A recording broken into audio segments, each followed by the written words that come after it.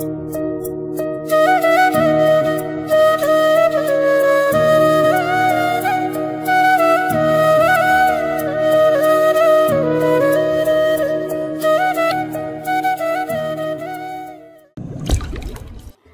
আছে, তোরা বস, আমি আসছি।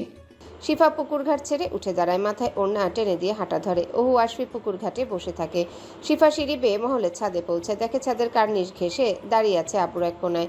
ফোন চাপছে সে। ঠিক তার অপর প্রান্তে দাঁড়িয়ে আছে আশরাফ। শিফাকে দেখে আব্রু ফোন পকেটে গুজে। শিফা ওড়নার এক কোনা ধরে ধীর পায়ে এগিয়ে আসে আব্রুর নিকটে। কি হয়েছে ভাইয়া, আপনি আমায় ডেকেছেন?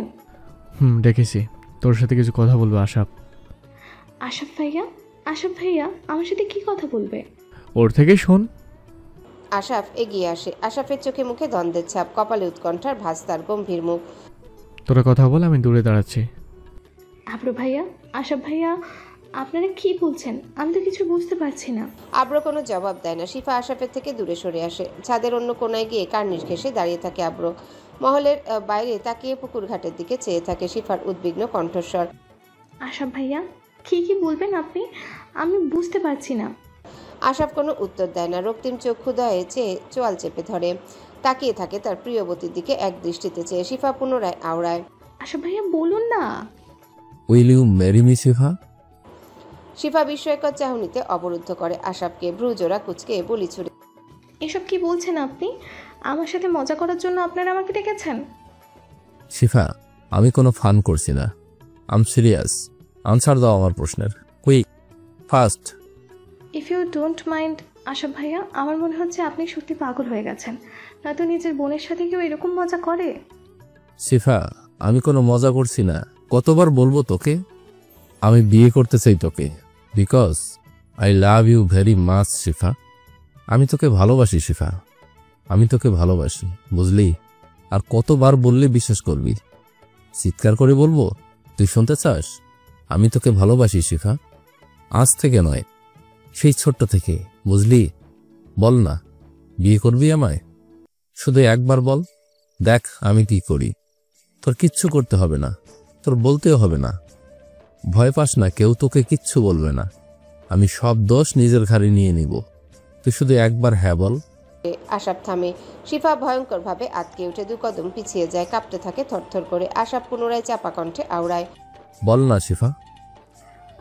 আমি আমি আপনাকে বিয়ে করতে পারবো না আশরাফ ভাইয়া। কেন শিফা? আমাদের মধ্যে কি সমস্যা আছে, কি কমতি আছে? কেন বিয়ে করতে পারবি না আমায়? বল না। রাগ করেছিস তুই এভাবে জিজ্ঞেস করায়? আশরাফ ভাইয়া, আপনার মাঝে কোনো কমতি নেই, কোনো সমস্যা নেই, কিন্তু তবুও আমি আপনাকে বিয়ে করতে পারবো না, কারণ আমি ডক্টর আশমিনকে ভালোবাসি। আশরাফ বুকের বাম পাঁজর চেপে ধরে, হৃৎপিণ্ড কেঁপে উঠে দৈবাত। গলায় সব কথা এসে আটকে যাচ্ছে, বলতে পারছে না মুখ ফুটে। থমকে থমকে জিজ্ঞাসা করে, তুই এবার আমার সাথে মজা জুড়েছিস তাই না? দেখ, মজা করিস না। আমার খুব কষ্ট হচ্ছে রে শিফা, আমার বুকে চিনচিন ব্যথা করছে। শিফার চোখে জল চলে আসে আশরাফের আহাজারি শুনে, কিন্তু সে তো নিরুপায়। সে তো কোনো মিথ্যা বলছে না, আর না মজা করছে। কিভাবে মানাবে সে আশরাফকে? ভাইয়া আপনি শান্ত হন আপাতত, আমি কোনো মজা করছি না। আপনি শান্ত হন, এখন আমরা এই বিষয়ে পরে কথা বলবো। তুই যা এখন। শিফা আশরাফের দিকে চেয়ে থাকে, ঢোক গিলে ধীর পায় পিছু হটে দূরে সরে আসে। দরজার কাছে আসতে দৌড় লাগায় দ্রুত। যাওয়ার আগে পিছনে ফিরে আশরাফের দিকে একবার তাকায়। আশরাফের নজর থেকে আড়াল হতেই আশরাফ ধপ করে ফ্লোরে পড়ে যায়, বুকের বাঁ পাশ চেপে ধরে। পড়ে যাওয়ার আওয়াজ শুনে আব্রো পিছনে ফিরে তাকায়। আব্রোর নজর রুদ্ধ হয়ে যায়। আশরাফ বলে চিৎকার দিয়ে দৌড়ে ছুটে আসে আব্রো। ফ্লোরে হাঁটু গেড়ে বসে ফ্লোর থেকে আশরাফের মাথা তুলে আব্রোর হাতে বন্দি করে। আশরাফ মুখ ঝাঁকিয়ে বারবার আহাজারি করতে থাকে। এই আশরাফ, কি হয়েছে তোর? আশরাফ, আশরাফ ওঠ না। এই আশরাফ, আশরাফ। আশরাফ তোতলাচ্ছে, এক দৃষ্টিতে আব্রোর দিকে চেয়ে আছে। আব্রোর হাত মুষ্টিবদ্ধ করে কিছু বলতে চাইছে, তবে পারছে না সে কিছু বলতে। কি করে বলবে? তার প্রিয়বতী যে তার মুখের ভাষা কেড়ে নিয়েছে। আশরাফের মুখ দিয়ে লালা বের হচ্ছে, বারংবার চোখ নিভে যাচ্ছে। অবস্থার অবনতি দেখে আব্রো পকেট থেকে এক হাতে ফোন বের করে, অন্য হাতের বাঁধনে আশরাফকে ধরে রেখেছে। আলিনা খানের ফোনে কল করে আব্রো। কিছু সময়ের মধ্যে তিনি কল রিসিভ করেন। হন্তদন্ত হয়ে আব্রো প্রশ্ন ছুড়ে, আমি তো মহলেই আছি, কেন, কি হয়েছে? তোর কণ্ঠস্বর এমন শোনাচ্ছে কেন? তুই কোথায় আব্রো? আম্মা আমি মহলের ছাদে আছি, আপনি মালিক চাচাকে নিয়ে জলদি ছাদে আসেন, জলদি আম্মা। আলিনা কিছু বলতে চাওয়ার আগে আব্র কল কেটে দেয়। পকেটে ফোন গুজে পুনরায় আশাফের মুখ ঝাঁকিয়ে আব্র আওড়ায়। আশাপ, আশাপ, এই শালা তোর কি হয়েছে? আশাপ, আশাপ কথা বল। কিন্তু আশাফ কোনো প্রত্যুত্তর দেয় না। আব্রর আহাজারির মাঝেই বাধা হয়ে দৌড়ে ছাদে ছুটে আসেন আলিনা খান, সাথে আরও অনেকজন। আশাফকে এই অবস্থায় দেখে ওহুর ফুপিজান চিৎকার দিয়ে ওঠেন। আশাফ বলে দৌড়ে ছুটে আসেন, হামাগুড়ি দিয়ে ছেলেকে বুকের সাথে মিশিয়ে নেন। আশাফের কি হয়েছে আব্রো? আশাফ কথা বলে না কেন? ওর মুখ দিয়ে ফেনা বের হচ্ছে কেন? আম্মা আমি কিছুই জানি না কি হয়েছে, হঠাৎ করে মাথা ঘুরে পড়ে গেল। ওরে মহলের ভিতরে নিয়ে চলেন, ডক্টরকে ডাকতে হবে। মালিক চাচা এদিকে আসেন, ওরে ধরেন। আম্মা ফুপি আপনারা সরেন, ওরে মহলের ভিতরে নিয়ে যাব। মালিক চাচার আব্রো দুজনে পাজাকোলা করে আশাফকে মহলের ভিতর নিয়ে যায়। আশাফের কক্ষে নিয়ে আশাফকে শুইয়ে দেয়। বালতি এনে মাথায় পানি ঢালছে ওহুর আম্মিজান। আব্রো ইতিমধ্যে ডক্টরকে কল করে দিয়েছে। পুকুর ঘাটে বসে থাকা ওহু আশফির সন্নিকটেও এই খবর পৌঁছে গেছে। তারা দ্রুত ছুটে আসে অন্দরমহলে।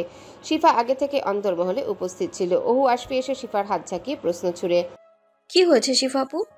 আশাফ ভাইয়ার? আমি জানি না কি হয়েছে। আমি কি করে জানবো? আমি কি জানি? তুমি এইরকম ভাবে কাঁদছো কেন আপু? তুমি ঠিক আছো? হুম, আমি ঠিক আছি। চল এখান থেকে যাই আমরা। কোথায় যাবো আপু? এখানে আশাফ ভাইয়া অসুস্থ আর তুমি ছুটে পালাচ্ছ। আচ্ছা, তোমাকে আব্রু ভাইয়া কেন ডেকেছিল ছাদে? ওটা অন্য একটা ব্যাপারে কথা বলার জন্য। আচ্ছা তোরা থাক, আমি বাইরে যাই। ওহু আশফি কিছু বলার পূর্বেই শিফা হেঁটে চলে যায়। শিফা প্রচণ্ড ভয় পেয়েছে আশাফের এই পরিস্থিতি দেখে, যার দরুন নিজেকে এসবের থেকে আড়াল করে চলেছে। কিন্তু ওহু আশফি এই কেমিস্ট্রি বুঝতে পারল না। তারা বিস্ময়কর চাহনিতে ভ্রুযুগল কুচকায় শিফার পানে তাকিয়ে। পরক্ষণে ওহু আশফিও আশাফের কক্ষে যায় তাকে দেখার জন্যে। ডাক্তার এসে আশাফকে চেক আপ করছে। আশাফের পাশে বসেই ওহুর ফুপিজান কান্না করছে। সবাই উদ্বিগ্ন হয়ে চেয়ে আছে ডাক্তার কি বলে তা শোনার অপেক্ষায়। ডাক্তার সাহেব, আশাফের কি হয়েছে? বড় কিছু হয়নি তো? হসপিটাল নিয়ে যেতে হবে কি? না, হসপিটালে নিয়ে যেতে হবে না আপাতত। তবে পরবর্তীতে যদি বেশি অসুস্থ হয়ে পড়ে তাহলে অবশ্যই হসপিটালে অ্যাডমিট করবেন।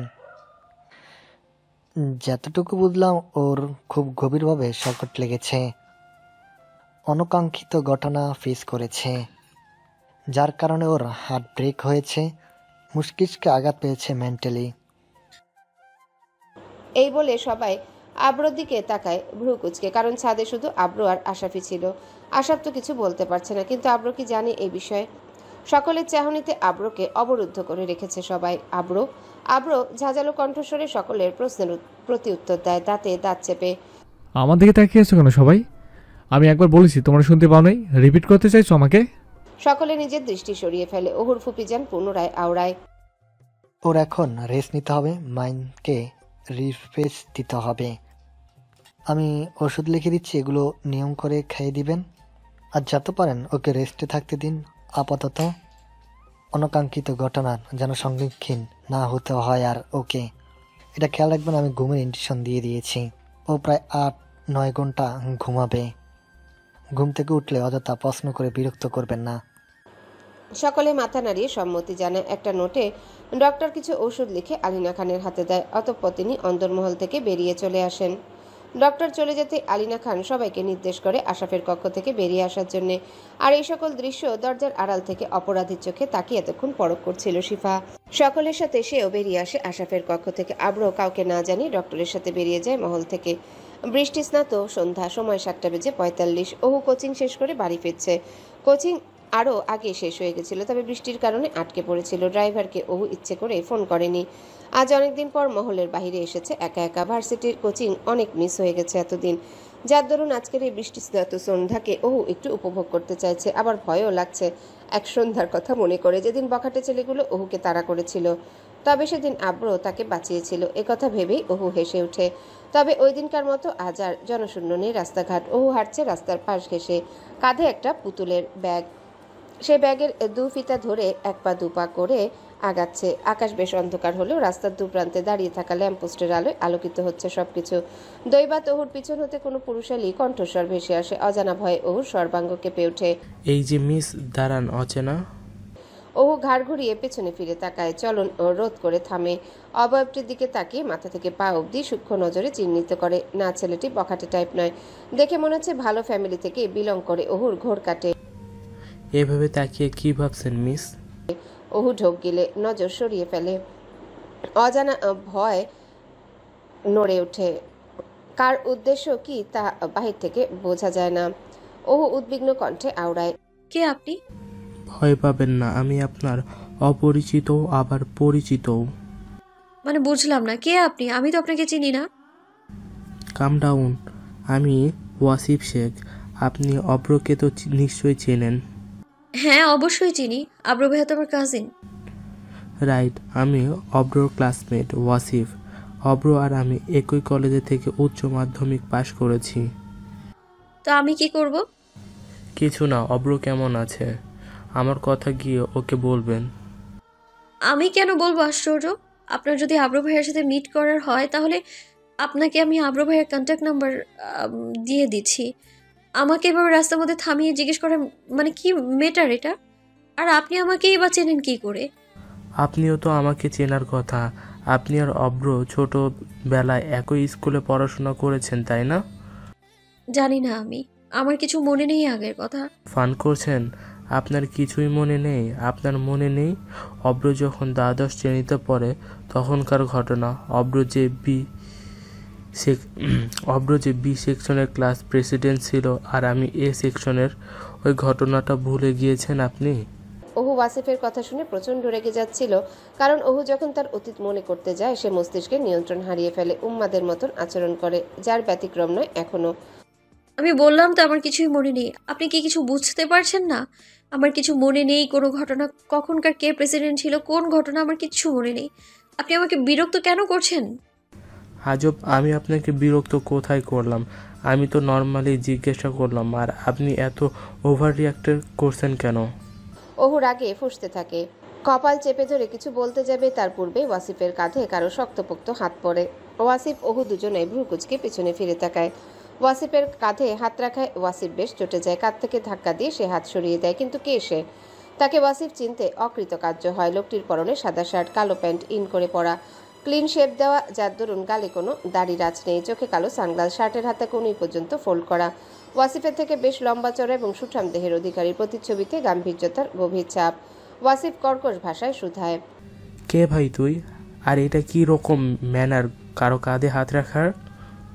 লোকটি কোনো প্রতিউত্তর দেয় না। প্যান্টের পিছনের পকেট থেকে একটা কার্ড বের করে ওয়াসিফের সামনে ধরে, যে কার্ডে বড় বড় অক্ষরে লেখা সিআইডি, যার অর্থ ক্রিমিনাল ইনভেস্টিগেশন ডিপার্টমেন্ট। তার নিচে লেখা মাঝারি অক্ষরে, ইন্সপেক্টর তন্ময় রাজ মির্জা। তন্ময় পুলিশের লোক জেনে পিছু হটে যায় ওয়াসিফ। রক্তচক্ষু দয় পরক্ষণে শীতল হয়ে আসে তার। দৃষ্টি সরিয়ে মৃদু স্বরে আওড়ায়, সরি। বলেই ওয়াসিফ হেঁটে চলে যায়, আর কোনো কথা না বলে। ওহু ঠায় দাঁড়িয়ে থাকে, কারণ তন্ময়কে ওহু পূর্বেই চিনেছিল। ওহু মুখ গম্ভীর করে ওয়াসিফের যাওয়ার পানে তাকিয়ে থাকে। ওহুর ঘোর কাটে তন্ময়ের সংলাপে। মিস খান, উনি কি আপনাকে বিরক্ত করছিল? ওহু মাথা নাড়িয়ে আওলা ঝাওলা হয়ে যায়। নিতান্তই ওহু তন্ময়কে ভয় করে। ঢোক গিলে প্রশ্নের প্রতি উত্তর দেয়, না, ওইরকম কিছু না। আমার আমার কাজিনের ফ্রেন্ড উনি। আপনার কোন কাজিনের ফ্রেন্ড? আবরুর? ওহু তন্ময়ের দিকে ফিরে মুখে কোনো জবাব না দিয়ে মাথা নাড়ায় 2-3 বার। ঠিক আছে মিস খান, আর সাবধানে চলাফেরা করবেন। দিনকাল বেশি ভালো না, শাহবাগ সন্ধ্যার পর থেকে নিরাপদ নয়।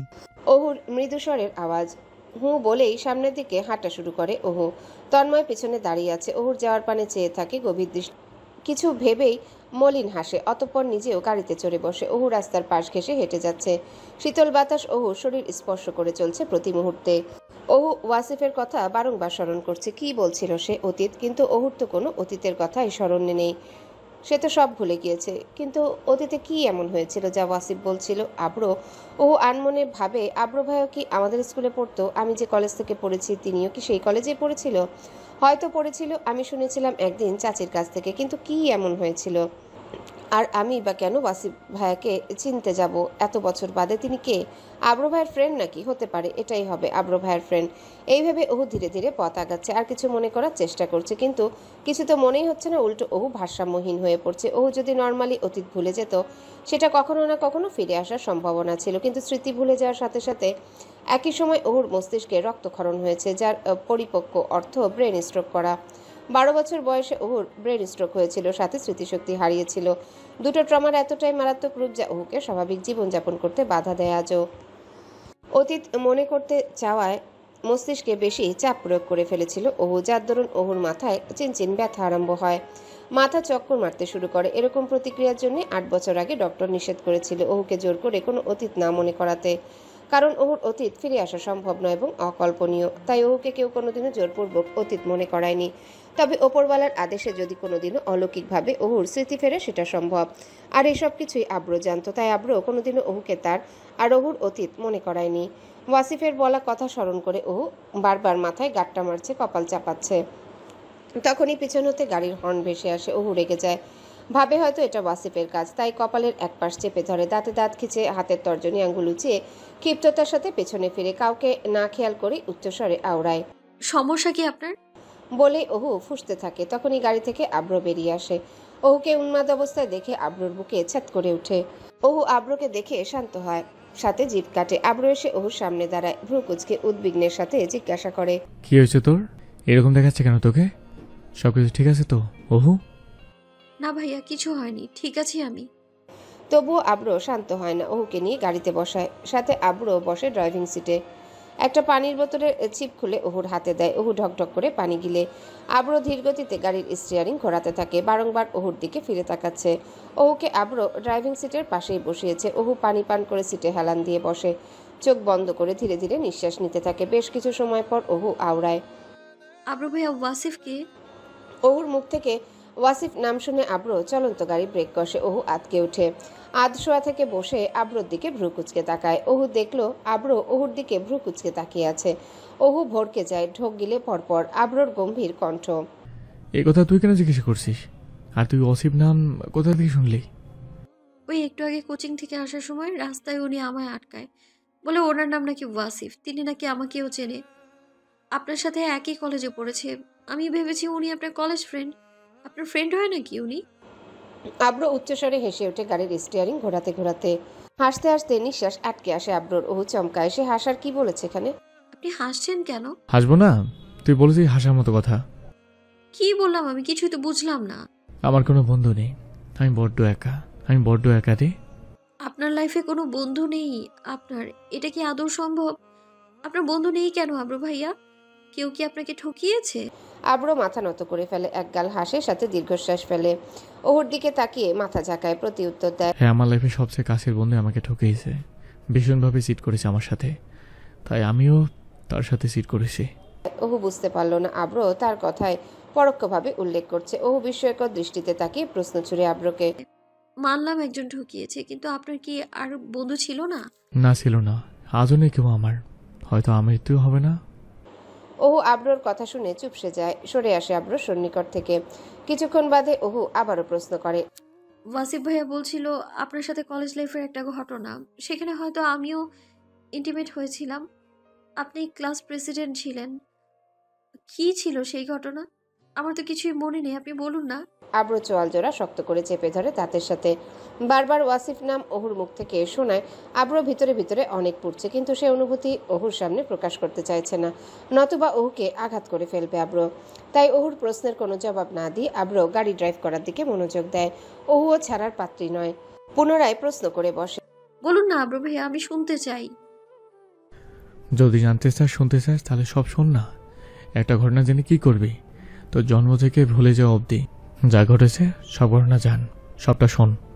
ওহু এবার চুপসে যায়, মাথা নত করে ফেলে, দৃষ্টি সরিয়ে বাহিরের দিকে তাকিয়ে থাকে, মুখে হাত চেপে ধরে। আব্র বুঝতে পারে ওহু অভিমান করেছে, যার দরুন আব্র আর ওহুকে কিছু বলে না। আব্র তো ওয়াসিফকে পরে দেখেই নিবে, কিন্তু তার জন্য ওহুকে হার্ট করা যাবে না। আব্র অবগত ওহুর পরিস্থিতি সম্পর্কে। ওহুকে উদ্দেশ্য করে আব্র মৃদুস্বরে আওড়ায়, আমি ক্লাস 1 থেকে 12 অবধি প্রতিটা ক্লাসে প্রেসিডেন্ট ছিলাম, কেউ আমাকে নড়াতে পারেনি। ওয়াসিফ আমার বন্ধু নয়, বরং বলতে পারিস ও ও আমার প্রতিপক্ষ ছিল। স্টুডেন্ট অফ দ্য ইয়ারে একটা বাস্কেটবল ইভেন্ট ওর সাথে আমার বড় একটা ঝামেলা হয়। আমি রেগে গিয়ে ওয়াসিফকে কাঁধে একটা কলম ঢুকে দিয়েছিলাম, যার জন্য আমাকে কলেজ থেকে সাসপেন্ড করা হয়েছিল। আব্র থামে, শ্বাস ছাড়ে। ওহু আব্রর দিকে ফিরে তাকায়। ওহু কোনো জবাব করে না। দুজনেই চোখাচোখি হয়, তবে কেউ চোখ সরায় না। আব্র ধীর গতিতে গাড়ি চালাতে থাকে। বাহিরে বৃষ্টির মৃদু সুভাষ, অন্ধকারাচ্ছন্ন মেঘলা আকাশ, কখন জানি বিনা বাধায় গড়িয়ে পড়ে বাদল। ওহু আব্র দুজনাই নিশ্চুপ। কিছুক্ষণ পর আব্র এক হাতে গাড়ির স্টিয়ারিং ধরে আছে, পরনে হাফাতার কালো রঙের গেঞ্জি। দৈবাত জানালার ধার থেকে সরে আব্রর কাঁধে মাথা রাখে ওহু। আব্রর হৃদম স্পন্দন থমকে যায় কয়েক মুহূর্তের জন্য। আব্রর উন্মুক্ত পেশিবহুল হাত ওহুর ছোট্ট চুল স্পর্শ করে। ওহুর ঘন নিঃশ্বাসে আব্রর ঘাট তপ্ত হয়। আব্রর বুকের ধুকধুকানি আকাশ ছয়, তবে আব্রর ওষ্ঠজোড়ায় ম্লান হাসি। না চাইতে ওহুর সন্নিধানে এসেছে আজ সে এই বৃষ্টিস্নাত সন্ধ্যায়। চন্দ্রবালাও নৈশব্দে নির্বিঘ্নে নির্দ্বিধায় পাপিষ্ঠ পুরুষের কাঁধে মাথা রাখে। সে জানে না এই কাঁধ কতটা ভরসাযোগ্য তার জন্যে। তার মস্তিষ্ক হয়তো সে উত্তর জানে না, তবে তার অন্তরিন্দ্রিয় জানে। আব্র সেই মুহূর্তটুকু একটু বেশি দীর্ঘায়িত করার জন্য মহলে ফেরার রাস্তা পরিবর্তন করে। ও সেই দৃশ্য পথ আব্রর কাঁধ হতে নজর করে, তবে কোনো প্রশ্ন করে না। রাত 10টা। আশরাফের পাশে বসে আছে আব্র। রুমে কেউ নেই আব্র আর আশরাফ ছাড়া। আশরাফ কিছুটা স্বাভাবিক হয়েছে, তবে পুরোপুরি ট্রমা কাটিয়ে উঠতে পারেনি। আব্র নৈশব্দ কাটিয়ে প্রশ্ন ছুড়ে, কি বলেছে শিফা তোকে? আশরাফ কোনো জবাব দেয় না, নিঃশব্দে পালঙ্কে হেলান দিয়ে বসে আছে। আব্র এগিয়ে গিয়ে আশরাফের পাশ ঘেঁষে বসে। আশরাফ তাকায় না ফিরে। ঘর থেকে এখনো বেরিয়ে আসতে পারেনি সে। আব্র পুনরায় জিজ্ঞাসা করে শীতল কণ্ঠে, কি হয়েছে পুরোটা খুলে বল আমায়। আই প্রমিস সব ঠিক হয়ে যাবে। সবকিছু ঠিক করে দিতে পারবি? কি হয়েছে সেটা তো আগে বল। আমার ভালোবাসা হয়তো আমার আর আপন করে পাওয়া হবে না রে। আশা, এবার কিন্তু আমার মেজাজ বিগড়ে যাচ্ছে। খোলসা কর, বলছিস না কেন? কি হয়েছে? কি বলেছিস শিফা তোকে? আমি অনেক দেরি করে ফেলেছি। শিফা আসমিনকে ভালোবাসে। আশরাফ দীর্ঘশ্বাস ছাড়ে, চোখ ডলে পানি মুছে নেয়। আব্র আশরাফের দিকে বিস্ময়কর চাহনিতে তাকিয়ে থাকে। সে বাকরুদ্ধ। এরকম কিছু ঘটবে ভেবেছিল আব্র, তবে এইরকমটাই যে শেষ অবধি সত্যি হবে সেটা অকল্পনীয় ছিল। আব্র চুপসে যাওয়া দেখে আশরাফ পুনরায় প্রশ্ন ছুড়ে, কষ্ট চেপে ধরে একগাল হাসে। কিরে চুপ হয়ে গেলি কেন? কথা বল। আব্র হকচকিয়ে উঠে তাকিয়ে দেখে আশরাফের আঁখি যুগল রক্তিম বর্ণ ধারণ করেছে, হয়তো কান্না লুকিয়ে রাখার অন্তিম প্রচেষ্টা। ছেলেদের যে কাঁদতে নিষেধ, এর বড় উদাহরণ তো আব্র নিজেই। তোকে কি শিফা নিজেই কথা বলেছে? হ্যাঁ, ওই বলল 3 বছরের সম্পর্ক আসমিন আর শিফার মাঝে। ভালোবাসা সঠিক সময় প্রকাশ না করলে মনে হয় ভালোবাসা অন্য কারো হয়ে যায় রে আব্র, অন্য কারো হয়ে যায়। আমি যদি শিফারে না পাই তাহলে আমিও বাঁচবো না, গলায় ফাঁস দিব আমি। আব্র আশরাফের কাঁধে একটা ধাক্কা দেয় জোরে সোরে। আশরাফ কাত হয়ে পড়ে যায়। আব্র বসা থেকে উঠে ঝাঁঝালো কণ্ঠে আওড়ায় আঙ্গুল উঁচিয়ে, পাগল হয়ে গেছিস নাকি তুই? কি সব আবল তোল বলছিস? দ্বিতীয়বার এই কথা উচ্চারণ করলে আমি নিজে তোর গলায় ফাঁস দেব, মনে রাখিস। তুই বুঝবি না আব্রো, তুই বুঝবি না। তুই কি করে বুঝবি আমাকে? তুই কি করে বুঝবি? ও যখন অন্য কারো বউ হয়ে যাবে, অন্য কারো নামে কবুল বলবে, অন্য কেউ ওকে ছুবে, অন্য কেউ ওর ওপর অধিকার দেখাবে, অন্য কেউ ওরে বলবে আমার বউ, আমি তখন সেসব কিভাবে সহ্য করব? কিভাবে বল না? তুই কি পারবি? যদি আমার জায়গায় থাকতি? তুই পারবি না, পারবি না রে, পারবি না। বলেই আশরাফ ডুকরে কেঁদে ফেলে আব্রোর হাত জোড়া মুষ্টিবদ্ধ করে। আব্র চুপসে যায়। দাঁড়ানো থেকে ধপাস করে পালঙ্কে বসে পড়ে। ঠিকই তো বলেছে আশরাফ। আব্র কি নিজে পারবে কোনোদিন এই মুহূর্ত সহ্য করবে? এ দূর, আব্র তো ভাবতেও পারবে না। আব্র আশরাফের কাজ চাপড়ায় সান্ত্বনা দেয়, বলল, কান্না করিস না, আমি দেখছি বিষয়টা। আমি শিবার সাথে কথা বলবো এই বিষয় নিয়ে, তুই ভেঙে পড়িস না ভাই। আমার ভালোবাসা আমার করে দে না ভাই, কথা দে। আমি সহ্য করতে পারবো না ভাই, আমি যে ওরে অনেক ভালোবাসি। আশরাফ হাত বাড়িয়ে দেয়, কিন্তু আব্র সেই হাতে হাত রেখে কথা দেয় না, কারণ আব্র নিজেও জানে না সে কি করবে। আশরাফ করুণ দৃষ্টিতে চেয়ে থাকে আব্রর দিকে তাকিয়ে, দেখে আব্র কথা দেয় নাকি। আর যদি তাকে কথা দেয় তাহলে সেই কথা দুনিয়া ওলট পালট করে হলেও পূরণ করবে, কিন্তু আফসোস সেই কথা দেয় না। মাথা নত করে নিচের দিকে চেয়ে থাকে। আশরাফের কাজ চাপড়ে আশ্বাস দেয় কিছু একটা, কিন্তু এতে আশরাফ শান্তি পায় না। চোখে ভেজা নয়নে অবরুদ্ধ করে চেয়ে থাকে আব্রর পানে। আব্র পালঙ্ক ছেড়ে উঠে বেরিয়ে যায় কক্ষ থেকে, কিন্তু আশরাফকে কথা দেয় না যে শিফাকে আশরাফের কাছে ফিরিয়ে দিবে আব্র। রাত 10:30। খাবার টেবিলে বসে আছে সবাই, আশরাফ ব্যতীত। সবার ওষ্ঠজোড়ায় হাসির রেখা, তবে আব্রর মুখ ভার। শিফাও জোরপূর্বক হাসছে। আশরাফের জন্য তারও খারাপ লাগছে, কিন্তু কি আর করার। খাবার টেবিলে নিস্তব্ধতা কাটিয়ে আজমল খান আওড়ান। আব্রো, কাল আমরা আশিমণিদের বাড়িতে যাচ্ছি। কে কে যাচ্ছি? আমি, তুমি, তোমার 2 কাকা আর আশরাফের আব্বুও যাচ্ছে। উনি কাল সকালেই মহলে আসছে। আশরাফের শরীর ভালো না, তাই আশরাফ মহলেই থাকুক। বুঝেছি, ঠিক আছে। হ্যাঁ, তোমার কথা এরকম ভার শোনাচ্ছে কেন? তুমি কি এই ব্যাপারে সম্মত নয়? শিফা নড়ে চড়ে বসে। আব্রো আজমল খানের দিকে চোখ তুলে তাকায়, একগাল হেসে আওড়ায়। ওরকম কিছুই না। তুমি কোথায় গিয়েছিলে? আশরাফকে ডক্টর দেখিয়ে? স্বামীর সাথে দেখা করতে গিয়েছিলাম। আর একটা কথা, আমি কাল থেকে অফিসে জয়েন করব। আর একটু বিশ্রাম নিয়ে নে বাবা। হ্যাঁ, তোমাকে কালই অফিসে জয়েন করতে হবে, এরকম কোনো বাধ্যকতা নেই। তুমি যেদিন চাইবে সেদিনই জয়েন করতে পারো। তোমার অবর্তমানে কাজ অহর বাবাই সামলাচ্ছে।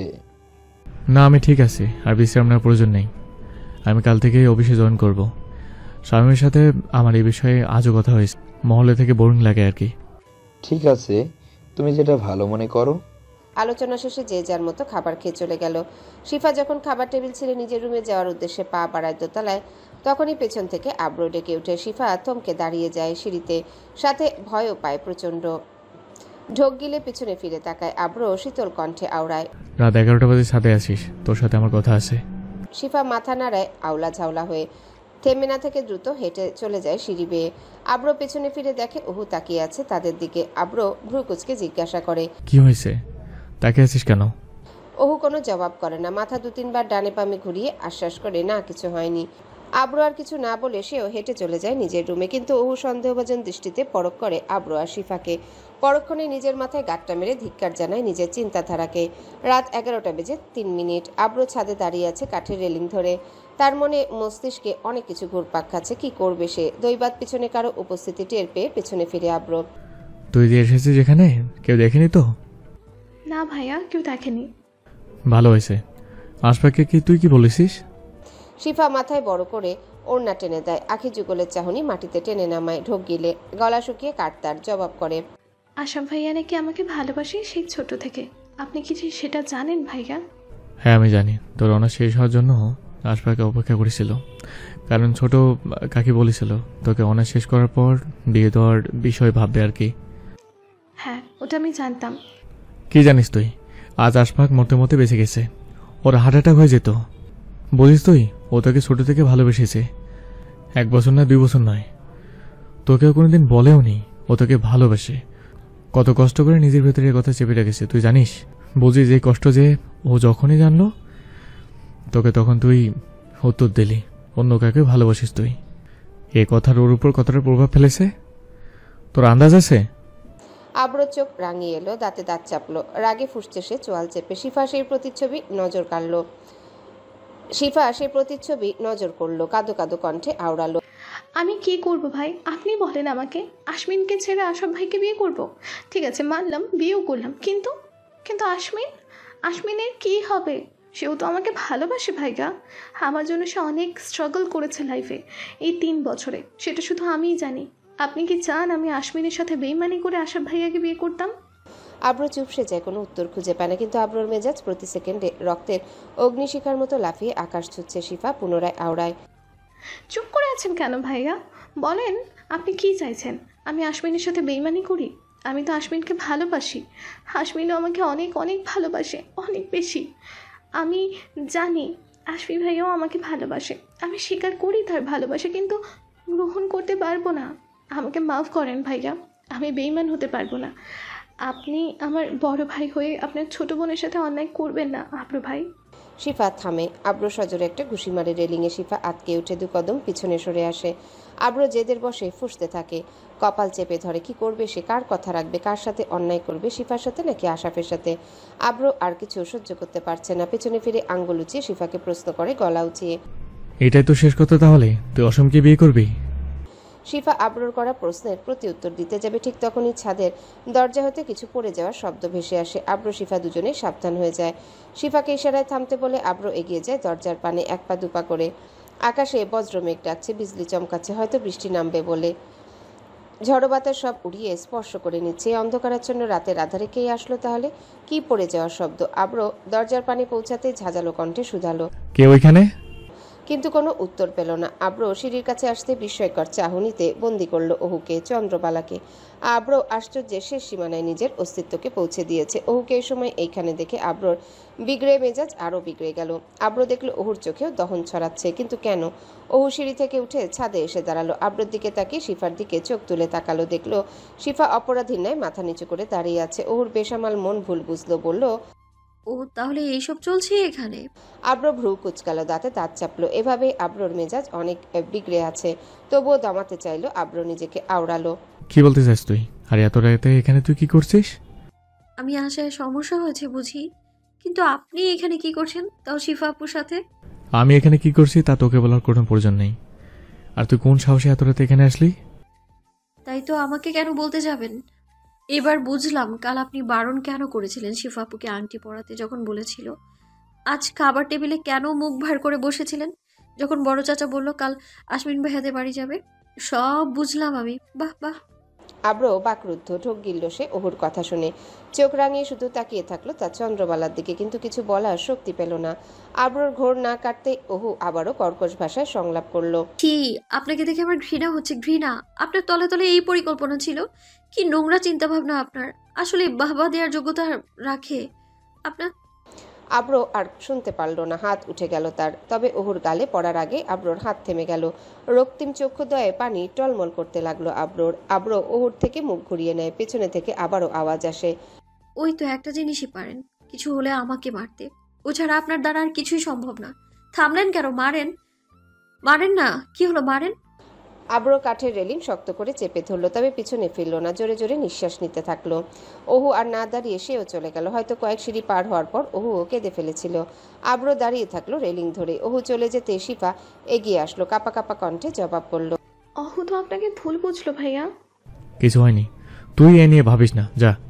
শিফা মাথা নাড়ালো, অপরাধীর মতো মাথা নিচু করে আব্রর পাশ কাটিয়ে চলে গেল। শিফা কিছু দূর যেতেই আওড়ালো আব্র, আসমিনকে এই বিষয়ে জানানোর দরকার নেই, কিছু বলিস না ওকে। শিফা উষ্ট্রজোড়া প্রসারিত করে কিঞ্চিত হাসলো। মাথায় ওড়না টেনে দিয়ে এক পা দুপা করে সেই স্থান ত্যাগ করলো। শিফা চলে যেতে ব্যথিত আব্র এগিয়ে গিয়ে ছাদের এক কার্নিশ ঘেঁষে বসে পড়ল। পরনে এখনো সেই কালো রঙের হাফ হাতার গেঞ্জি। পকেট থেকে একটা সিগারেটের প্যাকেট বের করে সিগারেট জ্বালিয়ে নিল কাঠির ম্যাচ দিয়ে। আকাশের দিকে এক দৃষ্টিতে তাকিয়ে থাকলো আর সিগারেট টানতে লাগলো। আওড়ালো চাপা কণ্ঠে, ঘৃণা করে আমাকে, ঘৃণা করে। কই, আমি তো কোনোদিন ঘৃণা করতে পারলাম না। নিজের বাপ মা প্রিয়জন সবাইকে ছেড়ে 8টা বছর বিদেশে কাটালাম। কই, তখন তাকে ঘৃণা করলাম না? মাঝ রাস্তায় ঘুরে ঘুরে যখন পাগলের মতো হাঁটতাম তার কথা ভেবে, যখন শুনলাম সে আমাকে ভুলে গিয়েছে, আর কোনোদিন মনে করতে পারবে না, কই, তখনও তো তাকে ঘৃণা করলাম না?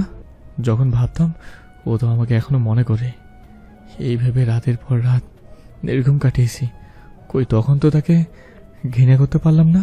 বরং তাকে ঘৃণা করতে না পেরে পুরো বিশ্ব জানে আমাকে ঘৃণা করে। সে পাপ কাজে নিজেকে জড়ালাম, আর সে আমাকে ভুলবে যে ঘৃণা করে, ভুলবে যে ঘৃণা করে। আমার কপালে সুখ বেশিক্ষণ ঠিকে না, শালা কার যেন নজর লেগে গেছে রে। যার অর্থ আব্র আর ওহু তো সন্ধ্যাবেলায় একসাথে ছিল। ওহু আব্রর কাঁধে মাথা রেখেছিল। কতই না আনন্দময় ছিল সেই মুহূর্ত আব্রর জন্য, কিন্তু এখন সেই আনন্দের চেয়ে বেশি কষ্ট পাচ্ছে আব্র। পুনরায় আওড়ায়, আশফাক বলছিল কি যে অন্য করে নামের পেশে ওর নাম জড়াবে, অন্য কেউ ওকে ছুবে, এগুলো আমি সহ্য করতে পারবো না। এই প্রশ্ন করার আগে আমার ইতিহাস ওর জানা দরকার ছিল। আমি ওকে বিয়ে করব না, কিন্তু পৃথিবীতে একটা পুরুষ মানুষকে জীবিত রাখবো না। তাহলে ও কার নামে কবুল বলবে? কে ওকে ছুবে? এইসব বকেই আব্র বসা থেকে উঠে দাঁড়ায়, কারণ ইতিমধ্যে বৃষ্টি পড়া শুরু হয়ে গেছে। রুমে পৌঁছে পরনের গেঞ্জিটা খুলে ফেলে আব্র। পালঙ্কের উপর চিত হয়ে ধপাস করে শুয়ে পড়ে। একগাল হেসে আওড়ায়, আমি একটু কষ্ট দেবি, তাহলে তুই না হয় এখন একটু কষ্ট পা। আব্র জানে এখন ওহু কাঁদছে। ওহু প্রকৃতপক্ষে ছাদ থেকে নেমে এসে তার কক্ষে বসে কাঁদছে ডুকরে উঠে। সে ভুল বুঝেছে, তবে আব্র যাবে না ওহুর কাছে সে ভুল ভাঙাতে। ওহুর কাছে গেলেই এখন আব্র নিয়ন্ত্রণহীন হয়ে পড়বে। তাকে অপবাদ দেওয়ার দেয় শাস্তি পাক সে। বাইরে মুষলধারে বৃষ্টি হচ্ছে, কক্ষের পর্দাগুলো শো শো করে উঠছে। জানালা খোলা থাকে, বৃষ্টির ফোঁটা কক্ষে এসে ছিটকে পড়ছে। পাশের কক্ষে পাপিষ্টর চন্দ্রবালা কাঁদছে, দু হাঁটুর মাঝে মুখ লুকিয়ে। তবুও পাপিষ্ট পুরুষ আর যাচ্ছে না তার চন্দ্রবালার নিকট, কারণ তার চন্দ্রবালা যে তাকে ঘৃণা করে। আব্র পালঙ্কের উপর শুয়ে আছে মধ্যখানে, চোখ বন্ধ করে, বলিষ্ঠ দেহ উদাম, বস্ত্রহীন, দৈবাত ভায়োলিনবিহীন। আব্রর ঠোঁট নড়ে উঠল তার চন্দ্রবালাকে উদ্দেশ্য করে গানের সুরে। তারিখ 23 সেপ্টেম্বর 2021, সকাল 9টা, শাহবাগ, ঢাকা। পুরনো কংক্রিটের দেয়াল, লোহার দণ্ডে দণ্ডিত আবদ্ধ সেলের দরজা, যার পরিপক্ক বাংলা অর্থ জেলখানা। অন্ধকারাচ্ছন্ন রুম, বাইর থেকে টর্চার সেলের দরজা তালা দিয়ে অবরুদ্ধ করা। অন্দরে বসে আছে দুজন ব্যক্তি, তাদের মধ্যেখানে ছোট্ট একটা টেবিল, যার এক পাশে পিস্তল রাখা, অন্য পাশে বেতের ডান্ডা, সাথে 2-3 জন ব্যক্তির ছবি প্রিন্ট করা। টেবিলের অপর প্রান্তের লোকটি কাচুমাচু হয়ে হাত জোড়া করে বসে আছে, চোখে মুখে তার আতঙ্কের স্পষ্ট ছাপ, ঠোঁট চিরে শুকনো রক্তের দাগ। মনে হচ্ছে লোকটিকে জিজ্ঞাসাবাদের আগে বেধরম পেটানো হয়েছে। বয়স 40-এর ঊর্ধ্বে তো বটেই। অপর প্রান্তের লোকটি আয়েশি ভঙ্গিতে বসে আছে টেবিলের উপর পা দিয়ে, বরাবরের মতোই আজও তার গম্ভীর মুখশ্রী। তার পাশে দাঁড়িয়ে আছে একজন হাবিলদার, হুকুম পেয়ে 2-4টা ডান্ডার ঘাত বসিয়ে দিচ্ছে মুহূর্তে সেই 40-ঊর্ধ্ব ব্যক্তিটির গায়ে। কিন্তু সেই ব্যক্তিটি তার বয়ানে অনড়, এগিয়ে এসে দুহাত জোর করে আকুলতা স্বরে আওড়াচ্ছে, ও স্যার, আমি কিছু জানি না তো, সত্যি বলতাছি, আমার মরা মায়ের কসম, আমারে সাইরা দেন। তুই কিছুই জানিস না, তুই দেখোস নাই, এইটা বললে তো আমি বিশ্বাস করব না। যা জানিস সত্যি করে বল, নয়তো আমাদের কাছে সত্যি বলার ঔষধ আছে কড়া ডোজে। 1 ডোজ নিবি নাকি? আপনি কি জানতে চান আমারে কন? আমি জানলে অবশ্যই বলবো, কিন্তু আমি যেটা জানি না, দেখি নাই, সেইটা কি করে বলবো? ওই রাতে যখন ডাকাতগুলো খুন হচ্ছিল, তোর টং দোকান তো ওই জঙ্গলের রাস্তায় খোলা ছিল, তাই না? খোলা ছিল তো, আমি বলছি, কিন্তু ওই খুন খারাপির ব্যাপারে আমি কিচ্ছু জানি না স্যার। আমি কিচ্ছু দেখি নাই, আমি তো আমার দোকানে বইসা ছিলাম। গুড়ি গুড়ি বৃষ্টি হইতেছিল তখন, গুড়ি গুড়ি বৃষ্টি হইতেছিল বলে। ওইখানে যে ডাকাতগুলোর ছবি আছে, তুই তো চিনোস ওদের, তাই না? নাকি এদেরও চিনোস না? আমি চিনি ওদের, ওরা প্রায়শই আমার টং দোকানের থাইকা আইসা পান আর বিড়ি নিয়ে যায়। ওই দিন রাতে আইছিল সেলিম বিড়ি নিতাই। রাত 11টা থেকে 1টার ভেতরে এদের 2 জনের খুন হয়েছে। তোর দোকানের থেকে কিছুটা ভেতরের জঙ্গলের ভেতরেই আমরা এদের লাশ পাইছি। একজনের মাথা পুরো দেহ থেকে আলাদা করা ছিল, অন্যজনের জিহ্বা কাটা ছিল। ওরেও খুব নৃশংসভাবে খুন করেছি। এত কিছু হয়ে গেল আর তুই কোনো কিছু টের পেলি না? কোনো চিৎকার কিংবা ধস্তাধস্তির আওয়াজও শুনলি না? এটা কিভাবে হয়? বৃষ্টি হইতেছিল, কেমনে শুনবো? বৃষ্টির আওয়াজে কিচ্ছু কি শোনা যায়? সাথে শিয়াল কুত্তার আওয়াজ তো আছেই। আমি কিছু জানলে মিছা কথা কমু কেন? দৈবাত তন্ময় এবার আয়েশি ভঙ্গিমা ছেড়ে ক্ষিপ্রতার সাথে টেবিলে থাকা পিস্তল উঠিয়ে ব্যারেল টেনে নিল। বুলেট লোড করে ওই লোকটির কপালে তাক করে ধরল। কর্কশ ভাষায় চোয়াল খিচে জিজ্ঞাসা করল, কিছুই জানতে না পারলে তুই পালাইতেছিলি কেন ওইদিকে আমারে দেখা? সত্যি বল, নয়তো পিস্তল লোড করা আছে, ট্রিগার চেপে তোর কপালে ঝাঁঝরা করে দিবে এক্ষুনি। কালকে রাতে ছাদে ঘটা কাহিনী ঘুমের মধ্যে পুনরাবৃত্তি মনে করে ধপাস করে ঘুম থেকে উঠে পড়ল ওহু। হাঁপাচ্ছে সে, বাজে স্বপ্ন দেখল বলে। ডানে বামে না তাকে সাইড টেবিলের ওপর থেকে পানির গ্লাস নিয়ে ঢকঢক করে গিলল এক নিঃশ্বাসে। ভোর সকালের দিকে চোখটা লেগে এসেছিল, এখন দুপুর হলে বলে ক্ষণ। এতক্ষণ ঘুমিয়েছিল। আজও ভার্সিটিতে যাওয়া হলো না। নিত্যদিনকার মতো কপালের দুপাশ চেপে ধরল টনটন ব্যথাকে রুদ্ধ করার প্রয়াসে।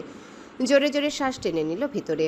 কিছুক্ষণ পর স্বাভাবিক হয়ে আসলে পালঙ্ক ছেড়ে উঠতে চাইল। শরীর থেকে কাঁথা সরাতে যাবে, পরক্ষণেই সামনে তাকাতেই দেখল পালঙ্কের এক কোণে বসে আছে শিফা। শিফাকে দেখে ওহু বিস্ময়কর চাহনিতে তাকিয়ে রইল, তবে কোনো বলিয়া ওড়াল না। চেপে থাকা বিষাদময়ী অসত্য অভিমানেই জোর প্রয়াসে আঁকড়ে ধরল। শিফাকে এড়িয়ে পালঙ্ক ছেড়ে নেমে দাঁড়ালো। দৈবাত পিছু হতে শিফার গম্ভীর কণ্ঠের আওয়াজ ভেসে আসলো, ওহো, এখানে বস, তোর সাথে আমার জরুরি কথা আছে। ওহু শুনল, তবে বসলো না পালঙ্কে। শিফাকে উপেক্ষা করে রুম থেকে বেরিয়ে যেতে লাগলো। ওহুর হাত পিছন থেকে টেনে ধরল শিফা, অতঃপর জোরপূর্বক টেনে নিয়ে পালঙ্কে বসালো। শিফা পরখ করল ওহুর চোখ মুখ ফুলে আছে ভীষণ, হয়তো ছাদ থেকে এসে সারা রাতি কান্না করেছে। ওহু বিরক্তির সাথে শিফার থেকে ঝটকা মেরে হাতের বাঁধন ছাড়িয়ে নিল। শিফা মলিন হাসল। ওহুর সাথে তার ছোট্ট থেকে বরাবর বিরোধিতা ছিল। ওহু যে পরিমাণ দুষ্টু ছিল সেটা শিফার থেকে কে ভালো জানে। আর সেই নালিশ আলিনা খানের সন্নিকটে পৌঁছে দিত শিফা, আর সেই নালিশ থেকে ওহুকে বাঁচিয়ে নিয়ে আসতো আব্র। ওহু মুখ ঘুরিয়ে নিল শিফা থেকে, অন্য পাশ ফিরে চাপা কণ্ঠে আওড়ালো, এখানে কেন এসেছো শিফা আপু? আমি তোমার সাথে কোনো রাগ করে নেই। শিফা হাসলো ভীষণ। ওহুর পেছন থেকে উঠে সামনে এসে বসলো। ওহুর নাক টেনে হাসতে হাসতে আওড়ালো, তুই রাগ করবি এরকম কোনো কিছু করেছি নাকি আমি? হ্যাঁ, অযথাই ভুল বুঝলি তুই আব্র ভাইকে। ওহু জবাব করলো না, কষ্ট চেপে রেখে ঢোক গিলল। ওহুর নিকট থেকে উত্তর না পেয়ে শিফা আবার আওড়ালো, শোন ওহু, আমার আর অব্র ভাইয়ার মাঝে কোনো সম্পর্ক নেই। অব্র ভাই আমার বড় ভাইয়ার মতো, আর আমি ওনার কাছে ছোট্ট বোনের মতোই। তুই কাল রাতে যা দেখেছিস তার পেছনে অন্য কাহিনী লুকিয়ে আছে। ওহু শুনতে চাইল না বলে ভুল হবে, বরং বিশ্বাস করতে চাইল না। পালঙ্ক ছেড়ে উঠল। এসব শোনার তার কোনো ইচ্ছে নেই। শিফা আপু, আমি কিছু শুনতে চাই না, কোনো কিছু প্রুফ করার দরকার নেই আদৌ। আমি বাইরে যাব বলেই ওহু চলে যেতে লাগলো হনহন করে। দরজার কাছে পৌঁছায় বেরোতে যাবে ঠিক তখনই পিছন হতে আওয়াজ আসলো, আমি অব্র ভাইয়াকে নয়, আশমিনকে ভালোবাসি। এই উক্তি শোনা মাত্রই ওহুর চলন গতিরোধ হলো। হৃৎপিণ্ডের স্পন্দন যেন আকাশ ছুল ওহুর। বিশ্বাস করতে চাইল না, যেন ভ্রুকুচকে পিছনে ফিরে তাকালো। ওহুর চাহনি দেখে শিফা মাথা দুলালো যে হ্যাঁ, এটাই সত্যি। তোর বিশ্বাস হচ্ছে না তাই তো? এদিকে আয়, আমি তোকে আমার আর আশমিনের ছবি দেখাচ্ছি। বলেই শিফা নিজের হাতে থাকা ফোন ঘাঁটতে লাগলো। ওহু ঠাই ওখানে দাঁড়িয়ে রইল। বারংবার তার চোখের পাপড়ি নিভছে আর জ্বলছে, গলা শুকিয়ে কাটতার। শিফা পালঙ্ক ছেড়ে উঠে ওহুর নিকট গিয়ে দাঁড়ালো। ফোন থেকে কিছু ছবি বের করে ওহুর সামনে তুলে ধরলো। ফোনের স্ক্রিনে ভাসছে শিফা আর আশমিনের হাস্যোজ্জ্বল ছবি। পরপর অনেকগুলো ছবি দেখালো ওহুকে। ছবির নিচে ছোট্ট অক্ষরে টাইম আর ডেটও লেখা। দেখলি তো সত্যিটা, এবার বিশ্বাস করবি না? আমার আর আশমিনের মাঝে 3 বৎসরের সম্পর্ক। আর তুই কি ভেবে বসলি ওহু? আমার আর আশমিনের বিষয় নিয়েই আমি অভ্র ভাইয়ের সাথে কথা বলছি। কিছু অন্য কথা যেটা আমি বাড়ির অন্য কাউকে জানাতে চাইনি, এমনকি তোকেও না। বিষয়টা জানাজানি হলে হয়তো আমার আশমিনের বিয়েটা হবে না। তুই তো জানিস আমাদের পরিবার সম্পর্কে, আমাদের পরিবারের যে নিজ পছন্দে বিয়ে করার বৈধতা নেই। ওহু মাথা নিচু করে ফেললো সত্যিটা জেনে। বাকরুদ্ধ সে কুকড়ে উঠল অনুতপ্ত বোধের যন্ত্রণায়। বাম পাজর চেপে ধরল। মুহূর্তেই চোখ লাল হয়ে আসছে তার। নিজের চিন্তাধারাকে ধিক্কার জানালো। ছি ছি। উন্মাদ হয়ে দরজার পাশে থাকা ফুলদানি তুলে আছাড় মারল ওহু। শিফা আতকে উঠল, মাথার চুল মুট করে ধরল। ফুঁসতে থাকলো সে, জোরে জোরে শ্বাস টেনে নিতে থাকলো। মাথার দুপাশ চেপে ধপাস করে বসে পড়ল মেঝেতে। শিফা হাঁটু গেড়ে বসে শান্ত করতে চাইল ওহুকে, কারণ ওহুর মানসিক অবস্থা সম্পর্কে শিফা অবগত। ওহু শান্ত হ তুই, কিছু হয়নি তো, কিচ্ছু হয়নি তো বলেই নিজের বুকের সাথে ওহুকে মিশিয়ে নিল শিফা। ওহু ডুকরে কেঁদে উঠল বনের কোণে মুখ লুকিয়ে। হাওমাও করে কাঁদতে লাগলো। শিফা বুঝলো ওহুর মানসিক অবস্থা ভালো নেই, প্রয়োজনের চেয়ে বেশি রিয়্যাক্ট করছে, নিয়ন্ত্রণহীন হয়ে পড়ছে। কিন্তু কেন? শিফা ওহুর মাথায় হাত বুলিয়ে সান্ত্বনা দিতে থাকলো। বেশ কিছু সময় বাদে ওহুর কান্না কিছুটা দমলো। ওহু গলা উঁচিয়ে তাকালো শিফার মুখশ্রীর পানে। শিফা মুচকি হাসলো। ওহুর চোখ মুখ ডলে পানি মুছে দিল। কপালের চুলগুলো কানের পিছনে গুজে দিয়ে আওড়ালো, তুই যে অন্যকে অপবাদ দেওয়ায় তাই সত্যটা জেনে অনুতপ্ত বোধ করেছিস, ওটাই অনেক। কিছু হয়নি পাগল মেয়ে। আব্র ভাই মহলে ফিরলে ওনার কাছে গিয়ে ক্ষমা চেয়ে নিস, কেমন? তাহলেই সব মিটে যাবে। আব্রু ভাই কোথায় এখন আপু? আব্র ভাইয়া অফিস গেছে সকালে। শুনলি না, কাল রাতে বললো আজ থেকে অফিস জয়েন করবে। অফিস শেষে চাচা ফুফা সবাই আবার আশমিনদের বাড়ি যাবে। ফিরতে ফিরতে ওই রাত হবে, তুই চিন্তা করিস না। ফুপা এসেছে? এসেছে সকালবেলায়। তিনি তো তোকে খুঁজছিল, কিন্তু তুই তো ঘুমিয়েছিলি। নিহা আর আশফি এসে তোকে কত ডাকলো, তুই উঠলিই না। একটু আগে চাচাদের সাথে বেরিয়ে গেছে আশমিনদের বাড়ি যাবে বলে। আপু, আব্রু ভাইয়া কি আমায় ক্ষমা করবে? আমি তো অনেক আজে বাজে কথা বলেছি ওনাকে। তোকে উপেক্ষা করে আব্র ভাই এরকম স্পর্ধা আজও ওনার হয়েছে বলে মনে হয় না। কেন আমাকে উপেক্ষা করতে পারবে না উনি? আব্র গাড়ি থেকে সবে মাত্রই নামলো পটোয়ারি হাউস। অফিস থেকে সোজা আশমিনদের বাড়িতে এসেছে আব্র। আজমল খান সহ বাকি সকলে কিছুক্ষণ আগেই এসেছে খানমহল থেকে। তারা পাটোয়ারি বাড়ির ভিতরে আছে। আব্র অফিস থেকে আসায় একাই এসেছে লোকেশন ট্র্যাক করে। গাড়ি থেকে নেমে পরনের ব্লেজারটা খুলে ত্রিকোণ করে হাতে নিল আব্র। বেশ গরম পড়েছে, মধ্য দুপুরের প্রদাহ বলে কথা। পরনের সাদা শার্ট ঘামে ভিজে বলিষ্ঠ দেহের সাথে একেবারে লেপ্টে আছে।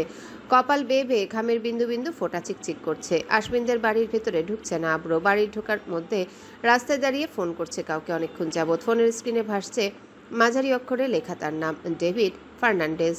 ডেভিডের সাথে কিছু জরুরি কথা আছে আব্রোর, তাই এই ব্যস্ত সময়ে অপেক্ষা করে তাকে কল করছে। তবে ডেভিড সেই কল তুলছে না। অনেকবার কল করার পর অবশেষে ডেভিড সেই কল রিসিভ করে।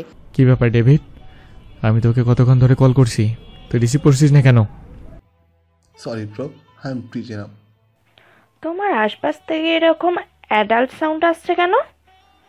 তুমি কি পার্সোনাল টাইম স্পেন্ড করছো? ইয়া। ড্যামিট, তাহলে ফোন কেন রিসিভ করলে না? ননসেন্স একটা। বলে আব্রো ফোন কেটে দেয়। মেজাজটা মুহূর্তেই বিগড়ে যায় আব্রোর। ভাবে ভুল সময় কল করে ফেলেছে ডেভিডকে। আর অপেক্ষা না করে দ্রুত হেঁটে পাটোয়ারি হাউসে প্রবেশ করে আব্রো। বাড়িতে ঢুকতে আশমিনের সাথে সাক্ষাৎ আব্রোর। আশমিন আব্রোকে জড়িয়ে ধরে হ্যান্ডশেক করে। আপনি যে আলাদা আসলেন মিস্টার খান? আমি অফিস থেকে এসেছি, আর বাকিরা সবাই মহল থেকে এসেছে, তাই দেরি হয়ে গেল। বাকিরা সবাই কোথায়? বাকিরা সবাই উপরে রয়েছে, আপনি এখানে বসুন মিস্টার খান। চা খাবেন নাকি কফি? আব্রো আশমিনের সাথে সোফায় বসে ড্রয়িং রুমে। একজন মেয়ে এসে আব্রো আর আশমিনকে কফি পরিবেশন করে। আব্রো একটা কফির কাপ তুলে নেয় ট্রে থেকে অনায়াসে। কফির কাপে চুমুক দেওয়া মাত্রই দাঁড়িয়ে থাকা মেয়েটা বলতে শুরু করে, আপনি মিস্টার আব্রো তাই না? আমি আপনাকে চিনি, আপনি খুব সুন্দর বাইক রেস করতে পারেন। অনেক মাস আগে আপনি যে টিএসসির মোড়ে একটা বাইক রেস করেছিলেন এবং উইনও হয়েছিলেন সেই রেসে, আমি সেখানেই ছিলাম। আপনার অ্যাক্সিডেন্টের নিউজও আমি পত্রিকায় দেখেছি। আপনাকে আমার অনেক ভালো লাগে, অনেক। মেয়েটা পুরো কথা শেষ না করার পূর্বেই আব্রো কাশতে শুরু করলো একাধারে। গরম কফি গলায় আটকে গিয়ে নাজেহাল অবস্থা আব্রোর। তার থেকে বেশি নাজেহাল হয়েছে মেয়েটার বেশরম কথা শুনে। বিকাল 3টা, খানমহলে ফিরে সবাই হাসি মুখে আশমিনদের বাড়ি হতে, আব্রো ব্যতীত। আব্রো মহলে ফেরেনি। সবাই খানমহলে পা রাখতে আলিনা খান সহ মহলের বাকি অর্ধাঙ্গিনীরাও ছুটে আসেন তাদের পানে। সবাই বৈঠকখানায় বসে আলোচনা করছে। সকলের আশমিনদের পরিবার পছন্দ হয়েছে। পরোক্ষভাবেও আজমল খান খুঁটিয়ে দেখেছেন, কোনো ত্রুটি খুঁজে পাননি। আশাফের কানেও এই কথা পৌঁছেছে। আব্রো নিজেই পৌঁছে দিয়েছে ফোন করে সে কথা। আশাফকে শান্ত থাকতে বলেছে আব্রো, মাথা গরম করে কোনো অঘটন না ঘটিয়ে দিতে।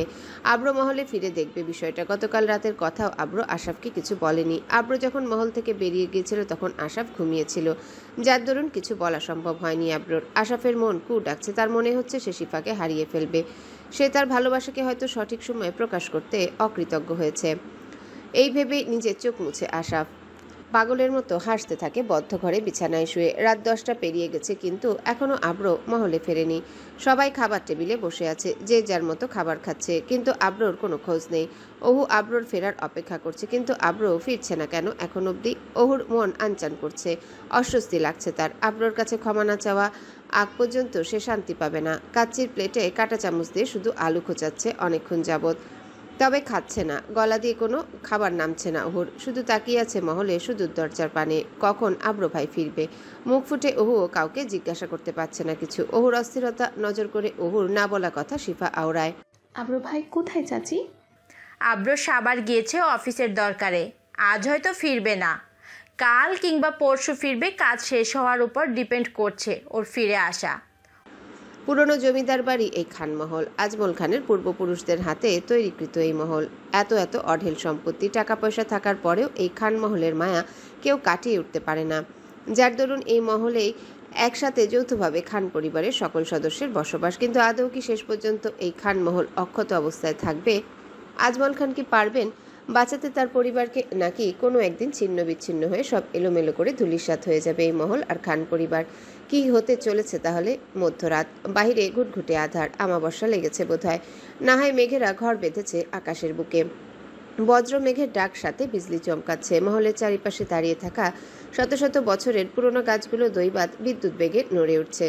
আর সেই শব্দে নড়ে উঠছে চন্দ্রবালাও। কাঠের বারান্দায় বসে আছে সে মাঝরাত্রি। ঘুম আসছে না তার, ভীষণ অনুতপ্ত বোধ হচ্ছে নিজের মধ্যে। শীতল বাতাস বইছে হাওয়ায়, মনের মধ্যে একটা জড়তা কাজ করছে, সাথে ভীষণ অভিমানও। বারান্দায় বসে অপেক্ষা করছে আব্রোর মহলে ফেরার। আজ রাতে কি আব্রো ভাই সত্যি মহলে ফিরবে না? তা কি করে হয়? বারান্দায় বসে এই আলাপনই বকছে ওহো। হাতে মুঠোফোন চেপে ধরছে, ঘামে ভিজে তৈলাক্ত হয়ে গেছে। আব্রোকে ফোন করার সাহস কুলাচ্ছে না, তবে নিজেকে দমাতেও পারছে না। আব্রো ভাইয়ের সাথে কথা বলা যে এখন খুব বেশি দরকার। ভয় চেপে ধরে, যা হবার দেখা যাবে। জোরে শ্বাস টেনে আনে গহীন হতে। ফোনটা কাঁপা কাঁপা হাতে তুলে নেয়। আব্রোর নাম্বারে কল ঢোকায় পরিশেষে। ওহু সর্বাঙ্গ কাঁপছে, চোখ জোড়া বন্ধ করে শ্বাস টেনে নিচ্ছে, কিন্তু আব্রো সেই কল রিসিভ করে না। কল কেটে যায়। ওহু চমকে ওঠে। নিজের চেপে ধরা ভয় আরও গভীরভাবে বুক পিঞ্জরে হানা দেয়। দ্বিতীয়বার কল করার সাহস আর কুলায় না। চুপটি করে গুটিসুটি মেরে বসে থাকে ব্যালকনিতে। জিহবা দিয়ে নিজের ওষ্ঠাজোড়া চেপে ধরে। মুহূর্তে ব্যথায় টনটন করে উঠে কপালের দুই পাশ। সজোরে দুহাত চেপে ধরে। এই ব্যথা যে অসহনীয়, ভীষণ যন্ত্রণাদায়ক। ওহুর কলিজা কেঁপে ওঠে ব্যথার ঘাতে। কখনো এরূপ মনে হয় পাগল হয়ে যাবে এ ব্যথা সইতে না পেরে। চোখে পানি চলে আসে ওর। মস্তিষ্কে অনেক বেশি চাপ প্রয়োগ করে ফেলেছে, যার ফলস্বরূপ এই শাস্তি। কপাল চেপে ধরে হেলান দিয়ে শোয় ব্যালকনিতে। চোখের পানি মুছে পাপড়ি জোড়া নিভিয়ে দেয়। অন্যদিকে আশাফও নিজের চোখ মুখ ডলে পানি মুছে নেয়।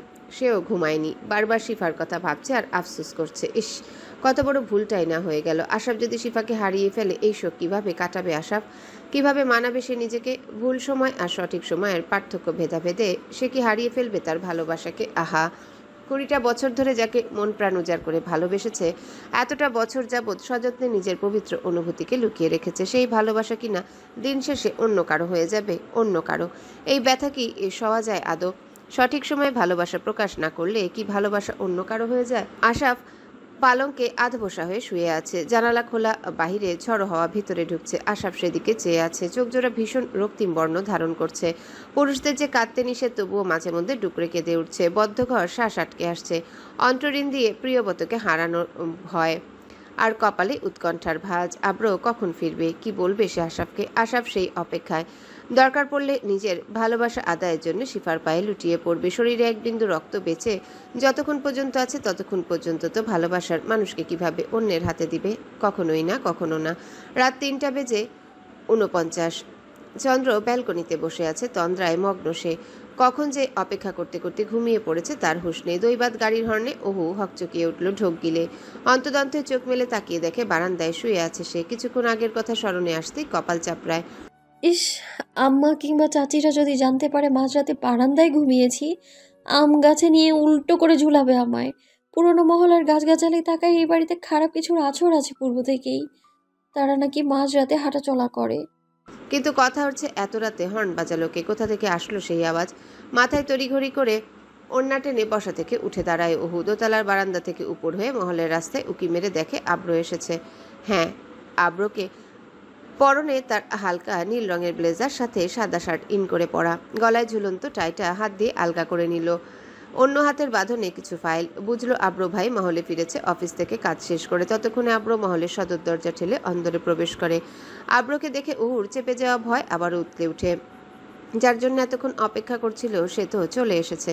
এখন কিভাবে চাইবে ক্ষমা? ঠাসঠুস করে যদি চর মেরে কান ফাটিয়ে দেয় ভেবে ওহু আচমকা গালে হাত দেয়। ওহুর হৃদম স্পন্দন যেন আকাশ ছুটছে। বুকের বাপাশে চেপে ধরে ঢোক গিলে। শেষ রাতে ঝড়ো হাওয়ায় ওহুর মাথার ওড়না সরিয়ে দেয়। কাঁধ অবধি চুলগুলো আজ বেশ লম্বা হয়েছে। ঠিকমতো যত্ন করা হচ্ছে না চুলগুলো। 9 বছর আগে যখন ওহুর অ্যাক্সিডেন্ট হয়েছিল তখন সেই অপারেশনের সময় ওহুর মাথার সব চুল ফেলে দেওয়া হয়েছিল, যার দরুন এখন ওহুর কাঁধ অবধি চুল। নিজের জড়তা কাটিয়ে বারান্দা ছেড়ে নিজের কক্ষে ঢুকে ওহু ঠোঁট উল্টায়, সাথে মাথা চুলকায়। আব্র নিজের রুমে ঢুকে অন্ধকারাচ্ছন্ন কক্ষে মৃদু আলোর লাইট জ্বালিয়ে দেয়। পালঙ্কের উপর ফাইলগুলো ছুঁড়ে মারে। ফাইলগুলোর পাশে ধপাস করে চিত হয়ে শুয়ে পড়ে। সাভার থেকে জার্নি করে এর মধ্যেই রাতে শাহবাগে এসেছে আব্র। ক্লান্ত হয়ে পড়ছে বেশ। একটু জিরিয়ে শোয়া থেকে উঠে বসলো পালঙ্কে। গলারটা এবং ঘড়ি খুলে পালঙ্কের এক পাশেই রাখলো। ব্লেজারটা খুলে ছুঁড়ে মারে পালঙ্কে। সাদা শার্টের বোতামগুলো খুলছে আর ড্রেসিং টেবিলের সামনে দাঁড়িয়ে। ঠিক তখনই দরজা ভেদ করে আওয়াজ ভেসে আসে। কেউ প্রবেশ করেছে কক্ষে নিঃশব্দে। আব্র ভ্রুকুচকে পিছনে ফিরে তাকায়। মৃদু আলোর অন্ধকারাচ্ছন্ন কক্ষে চন্দ্রার উপস্থিতি দেখে আব্র চমকায়, তবে ঘাবড়ায় না। বুঝলো এখানে তার উপস্থিতি হওয়ার কারণ। ওহু মাথা নিচু করে দাঁড়িয়ে আছে। আব্র ওহুর থেকে মুখ ঘুরিয়ে নেয়, আওড়ায় স্বাভাবিক ভঙ্গিতে। ঘুমাসনি এখনো তুই? এত রাতে এখানে কি? আব্রর সহসা বাক্য শুনে ওহু চোখ তুলে তাকায়। ঠোঁট উল্টিয়ে ভাবে সে তো ভেবেছিল আব্র ওহুকে দেখে ধমকাবে, শাসাবে, কিন্তু না, এখানে তো দেখছি উল্টা। ওহু একগাল হাসে। বুকের ভেতর চাপা ভয় কিছুটা কাটে। ম্লান হেসে সহসা উত্তর দেয় ঢোক গিলে, কিছু না। আপনি এত রাতে মহলে ফিরলেন যে? আব্র শার্টের বাকি বোতামগুলো খুলে ফেলে। ওহু ভ্রু কুচকায়, দু চোখ আড়াল করে হাত দিয়ে। উদ্বিগ্ন হয়ে আওড়ায় পুনরায়, আপনার শরম নেই? হ্যাঁ, আমার সামনে শার্ট খুলছেন। আব্র স্বাভাবিক ভঙ্গিমায় জবাব দেয়। শার্ট খুলে পূর্বের মতোই পালঙ্কে ছুঁড়ে ফেলে। কিন্তু লক্ষ্য করার বিষয় আব্রর পরনে শর্ট গেঞ্জি ছিল আগে থেকেই। আমার লজ্জা শরম নেই? তোর লজ্জা নেই? এত রাতে যে আমার রুমে আসলি? আমি তো এসেছি আপনার কাছে ক্ষমা চাইতে কালকে ঘটনার জন্য। তুই ফোন দিয়েছিলি?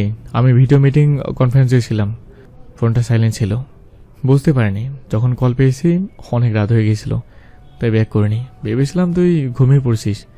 আর তুই ব্যালকনিতে ঘুমাচ্ছিলে কেন? মহলে এত ঘর থাকতে? আপনার জন্য অপেক্ষা করতে করতে ঘুমিয়ে পড়েছিলাম। আব্রো থমকে যায় কিছু মুহূর্তের জন্য। এই কথা শুনে কাল রাতের ঘটনা এড়িয়ে যেতে চাওয়া সত্ত্বেও পারল না। ওহুদের দিকে ফিরে এক পলকে এগিয়ে যায়, তাহার পানে আওড়ায়। আমার জন্য অপেক্ষা কেন? ওহু কিঞ্চিত ঘাবড়ায়, দু এক কদম পিছিয়ে সরে আসে। আব্রো ততই পা বাড়ায়। ওহু ঢোক গিলে আওড়ায়। ও ওই দিন রাতে আজে বাজে কথা বলেছিলাম না আপনাকে, তার জন্য ক্ষমা চাইতে এসেছি। আব্রো দ্রুত গতিতে শ্বাস টেনে ছাড়ে, মেঝের দিকে তাকিয়ে এক পলক ম্লান হাসে, মোটা ভ্রু যুগল টেনে কুচকায়, পরক্ষণে সংলাপ করে। আচ্ছা বুঝলাম, পালঙ্কের ওপর বস, কিছু কথা আছে। কেন, কি বলবেন? বস না, সমস্যা নেই, তুই বস। ওহু মাথা দুলিয়ে পা আগায়, পালঙ্কের উপর উঠে বসে। শীতল মেঝে ওহুর পা স্পর্শ করছে। ওহু কিঞ্চিত নড়ে ওঠে। আব্রো মুচকি হাসে। ওহুর বিস্ময়কর চাহনি সাক্ষী রেখে হাঁটু গেড়ে বসে পড়ে নিচের ফ্লোরে। ওহু চমকায়, সে পালঙ্কে বসেছে, অথচ আব্রো তার পায়ের কাছে হাঁটু গেড়ে বসেছে। ওহুর বিষয়টা দৃষ্টিকটু লাগলো। পালঙ্ক ছেড়ে দাঁড়াতে নিলে আব্রো থামিয়ে দেয়। আপনি এখানে কেন বসেছেন? সমস্যা নেই, তুই বস। ওহুর বুক পিঞ্জরে মোচড় দিয়ে ওঠে। আব্রো শীতল কণ্ঠস্বর। শান্ত মেজাজে ওহুর ঠিক যেন হজম হচ্ছে না। যে মানুষটা প্রতি সেকেন্ডে তাকে দেখলেই গর্জে উঠে, শাসানোর একটা সুযোগও ছাড়ে না, আজ সেই মানুষটা হঠাৎ তার কাছে এসে হাঁটু গেড়ে বসেছে। রাগান্বিত কণ্ঠ হঠাৎ শীতল হয়ে কেন আওড়াচ্ছে। কি হয়েছে আব্রু ভাইয়া, কি বলবেন আমায়? আমি চলে যেতে চাই, অস্বস্তিকর ফিল হচ্ছে আমার। তুই না আমার কাছে ক্ষমা চেতে আসছিস? ওই আমাকে শিফা আপু সকালে সব বলেছে কাল রাতের বিষয়ে। আমি আপনাকে ভুল বুঝে আজে বাজে কথা বলে ফেলেছিলাম, তার জন্য সরি। আমায় প্লিজ ক্ষমা করে দিন ভাইয়া। আমি সত্যি অনেক অনুতপ্ত বোধ করছি কথাগুলোর জন্য। আপনি কি আমায় ক্ষমা করবেন না? হ্যাঁ নিশ্চয়ই করবো তোকে ক্ষমা, তবে তা আমি জানালা লাগিয়ে দিই। আব্রু ভাইয়া, বাইরে বৃষ্টি হচ্ছে প্রচুর, বৃষ্টি পানি জানালা দিয়ে ঘরে ঢুকে ছিটকে। আব্রো নৈশব্দে মাথা নাড়ায় যে না, তার প্রয়োজন নেই। আব্রোর নিষেধ শুনে ওহু চুপসে যায়। দৈবাত বৃষ্টি বিঘ্নিত রাতের বাদল হাওয়া ঘরে প্রবেশ করে প্রবল গতিতে।